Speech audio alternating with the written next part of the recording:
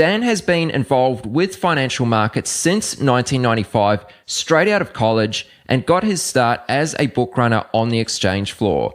He later became a pit trader and was also there for the transition to electronic markets. These days, Dan plays a major role in training new traders to the firm and continues to actively trade, predominantly focusing on two markets, bonds and Euro stocks. Some of the topics we hit on during our discussion were how Dan seeks out trading opportunities and uses tools such as the price ladder and market profile, and how macro events have a significant impact on his trade decisions. I also asked Dan a bunch of questions about prop trading, and he has some really interesting points to share on the topic of risk. So there's plenty to learn, plenty to take in. Let's get right to it. You're listening to the Chat with Traders podcast. Please welcome my guest from London, UK, Daniel Goldberg. Dan, welcome to the podcast, man. How are you? Yeah, I'm good, thank you. Good, pleased to do this. All right. Well, thanks a million for coming on, Dan. I've really been looking forward to this, and you were, of course, highly recommended as a must interview by Tom Dante. Guys listening, he was on episode 39 and awesome interview. So make sure you check that out after this one, of course. So, Dan, the way I see this discussion headed, we'll talk about your earlier years because you've been doing this for just over 20 years now. We'll also talk about the opportunities you seek out in your trading these days. And I have a bunch of questions I want to ask you about prop trading. So how's that? Sound like a plan? Sounds like a plan. All right. So, Dan, take us back to 1995. What was your intro to trading, and what was it about financial markets that appealed to you?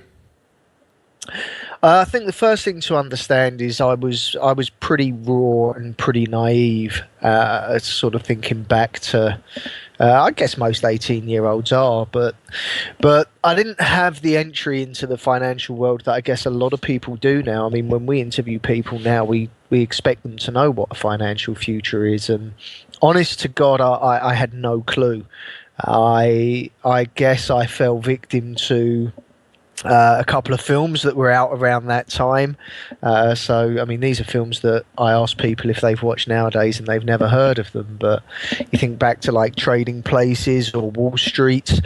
Although they're maybe slightly different to where I ended up, that was my early influence. The news media tended to still cover the trading floor and the pits and all the shouting and screaming, and that just got my early addiction going. I've got to be honest, I had absolutely no idea what I was heading into. I just remember thinking at the time that it was a pretty good idea to finish off my college, not worry too much about university, and head into the big wide world. And just literally, I sent hundreds of CVs to any address I could find.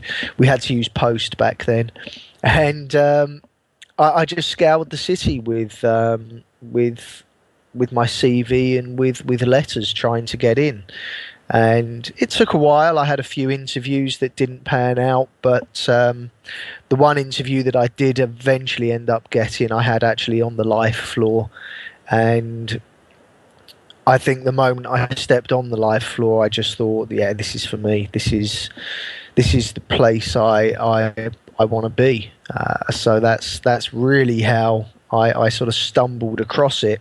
I think really and truthfully, for the first 3 years of my running stroke trading career, I probably didn't still know what a bond future was, but that's where I was. Okay, sure. So while you were in college, while this fascination for markets started to grow, were you doing any trading just on your own at that stage? No, it was so different back then. I mean, you got to remember, half of us. I know it makes me sound like such an old bastard, but I didn't even have the internet back then. I mean, we were 18, and I didn't even have a mobile phone. So the access to it was not the same as it is now. It seems like, you can sit on a train and whomever you're sat next to will have an IG account or some other such spread betting firm's account. And it wasn't like that back then. You couldn't access it in the same way, or at least I didn't know how to access it in the same way. And I had no parental backing. I mean, I was living day to day. I had no financial support whatsoever, so I wouldn't have even had 50 or 100 quid to shove in a spread betting account. Of course, yeah. No, that makes sense now that you actually mention it. I didn't even put two and two together. Yeah, I know, showing my age early in the interview. Yeah. No, it's good. It's good. So how did you first get your foot in the door? Like you said, you were putting CVs out to, hundreds of banks and, trying to get interviews here, there and everywhere. How did you first get your foot in the door? Pure luck. I mean, it really was. Unfortunately, I think what a lot of people don't realise is the fine lines and the sort of the fortunate margins that life throws at you. And I know that to a certain degree you do make your own luck, and I was throwing myself out there and speaking to everyone, but eventually it came through a family member. It just so happened that some obscure relation, I think it was my grandma's sister's daughter, so I don't know what that makes her to me, happened to be a teacher, and she taught the two gentlemen that ended up being traders on the life floor. And I was making quite a lot of noise saying that I wanted to get into the industry, and it happened to just in conversation fall down through the ranks of the family, and it turned out that it ended up getting mentioned to them, so they said come along and have a chat. I don't think they even saw a CV. I remember one of the brothers who I spoke to one of the brothers, but he was busy trading, and the other one I ended up playing crib with, and at the time I didn't know that really it was kind of a test of my my sort of mental speed that we were playing this card game. But I was fortunate enough to know the game and actually be reasonably good at it. So that genuinely, no word of a lie, is how I ended up getting my first job as a runner on the life floor. Right. Okay. So, what is the actual role and position of a book runner? Like, what does that entail? Well, when you think back now, you click a button and your order is in there, and then it drops into your fill window, and then magically it ends up on your statement the next day. But back when we first started, all of these exchanges were done by hand. So the trader in the pit would be shouting and trading and doing his trades with other counterparties, and he would be handwriting them. He would be putting them on a piece of card, and throughout the course of the day, he would be sort of totting up his position and most often his P&L as well. But it was my job to go and collect those cards off him. Depending on who the trader was and how often they traded, you had to kind of decide, and how busy the market was, you had to decide how often you wanted to jump in and get the cards. But then you had to go and write them in a book, make sure the trader was correct in his position and his P&L, and then you had to type them into an old, I think it was called a TRS system. And once you typed them into that system, that's when they went off to the back office and then got manually allocated to trader's account, for the next day. So it was a fairly lengthy process, which is why it makes me laugh nowadays when traders, they bitch and moan and scream and cry if their system maybe freezes for a millisecond. Quite frankly, back in the proper trading days, a trader wouldn't know his P&L. He might not have time to work it out, and there were a lot of times when a trader would have accidentally added up his position wrong or read a plus as a minus. I mean, I've had it where certainly one of my bigger traders, he was a couple of hundred lots the complete wrong way. He thought he was long 200 and I made him short 200. And at 18, I had to have the confidence and surety that I'd got it right to go and tell him that actually he's 400 lots round the wrong way. Wow. Okay. So you told us a little bit about how you met these two guys. Can you tell us a little bit about about the background of these two guys? I know that now you're partners at Futex there, but what was their trading experience at this point in time? They'd done, a little bit more, certainly than I had. One of them was working at the Bank of England, and sort of got introduced to what financial futures was, via that background. I'm not, to be honest, I'm not actually too sure what his role was there. And I think he'd also been at NatWest. And I know one of the other guys was trading, I think it was Japanese warrants at the time. So they did have more of a trading background and had a little bit more of an understanding. Sort of the industry, and I think when they eventually went onto the life floor, they were kind of mid-20s, but both of them had to give up what at that time was, a reasonably well-paying job, and sort of take the gamble of being a self-backed local, with no sort of impending salary. Yeah, no doubt. So from being a book runner, you then began actually trading on the floor. Tell us, how did this work out for you? Oh, it wasn't good. I mean, I as confident and as sure of myself as I thought I was. I think when you get put in that environment, it really does humble you. I mean, look, at a stretch, I'm 5'9", and I'm still leaner now. And when I was sort of 18, 19, I was probably classed as skinny. And you're shoved in this pit, and you don't know what really you're doing. You're trying to decide whether the market's going up and down. No profile, no footprint, no charts, no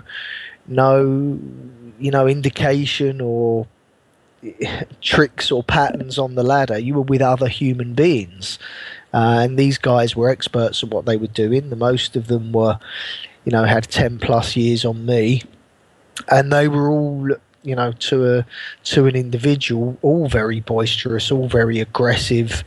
I guess, if people want a comparison, they're kind of your sort of, I don't know, highly aggressive market stall type owner. So it was intimidating. It was really intimidating, and I had nothing. The intellect really didn't matter, and I think that these weren't by any stretch of the imagination stupid people, but it wasn't the most important thing down there. And I'd always throughout my whole sort of life up until then, be it through, private school or college or whatever, I'd literally always relied on my intellect. And all of a sudden, it was of very little use. And so, yeah, those early years on the life floor, I mean, I was not a successful pit trader, and I think had it have carried on, I don't think I ever would have been a successful pit trader. I don't think I don't think the way things were then, if they'd have carried on, I was a bit too late to the party, and there wasn't the same sort of time and resource to be able to learn these things. So, I mean, kudos to anyone who did make a substantial living down there. I mean, that is some talent to be Sure. able to do that. Okay, so you said at the beginning of your answer there that, you obviously had no charts, you had no indicators, no market profile. What were you basing your decisions to buy and sell on? Oh, a gut feeling. I mean, honestly, it was just whether you thought it was going up or not, whether the noise was, a little bit louder in one direction. I mean, I think back to it now, I can't possibly imagine what I was making my decisions on. I mean, there was one time I remember it quite vividly, and I remember the trader that did it to me, and I've met him since, and he probably doesn't remember it at all, but he was broking for Merrill's at the time, and I ended up being short buns into an interest rate hike. Now, I didn't even know that there was an announcement. I mean, I didn't know what interest rates meant to financial futures. I didn't know what any of these figures meant to financial futures. I mean, that's how green I was. But by pure luck, I ended up being short into a rate hike. And as the market started coming off, I actually covered my position with this trader for 3 ticks. I mean, this was into an unexpected rate hike where I'd managed to sort of luckily find myself short. And I don't know why I did it, but I remember I hit this trader to get out of my position and take 3 ticks. And as you can imagine, it was 50 or 60 ticks lower. And I went back to kind of check the trade with him. And he was a little bit unsure as to whether I'd done it or not. He was, he knew he'd done something with someone, but until I'd gone over to check the trade with him, he wasn't sure who it was. And I'll never forget that, just the utter humiliation that this guy subjected me to. In front of the whole pit, of being the utter arsehole who, A, didn't quite know whether he had even done the trade anyway, and B, if he had done the trade, was, such an appalling trader that, he'd covered a rate hike for a 3-tick profit. And, I think when I think back to these sort of things, I think it's that sort of humiliation and that sort of character. I guess at that point it was character assassination. It's those sort of things that actually made traders what they were and actually made them what they could become. And I do think that's what we're lacking now. I mean, there's no doubt about it. The life floor would not exist because of all of the new rules that we have and the new health and safety rules, the new, rules in terms of, what's acceptable. That floor just wouldn't exist. I mean, there would literally be someone getting sued every day. But unfortunately, it's made people softer. And I don't think that goes hand in hand with trading. I don't think being soft is the right thing to make a trader. And that's probably what is lacking and why people find it very hard to this day to come through. That sort of brutality that certainly I was subjected to definitely fueled fires. Okay. Now that's really interesting, Dan. So let's talk about how things started to turn around for you. I think it was around 2000 with the introduction of electronic markets. Tell us about how that affected you. Well, that was the big turning point for me, because all of a sudden I gained an edge, because it wasn't about physicality, it wasn't about aggression, it wasn't about who you knew, it wasn't about where you stood in the pit and whose broker you had in your pocket. All of a sudden it put people on a little bit more of a level playing field, and you could participate. I mean, what people don't understand is if I actually did get a trade right, or was near getting a trade right, and I went to trade with someone, a broker could turn around and say no. They could literally turn around to you and go, fuck off, I don't want to trade a 1 lot with you because I literally can't be asked working a 99 lot as opposed to a 100 lot. And they could do that, and brokers very frequently did. They would sit there and they would say, you take the lot or you take nothing. And of course I was restricted by the size that I could trade. But electronic trading changed that. It meant that you could actually participate, and you could at least get in and you could at least get out where you wanted to. And it gave me the chance to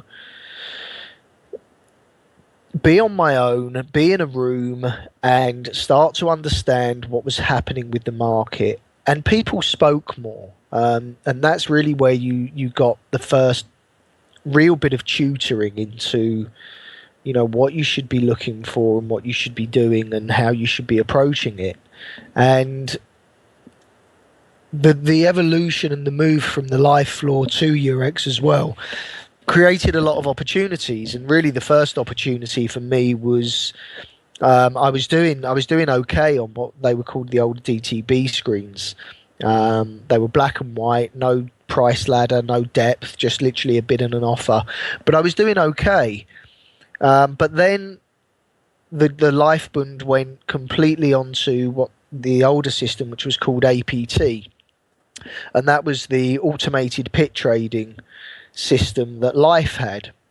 And it went 24 hours on, the Life Bund went 24 hours onto this, but at the same time you had the German Bund, and they didn't always trade within a tick of each other because the you know the automated programs, the algorithms hadn't quite got there yet.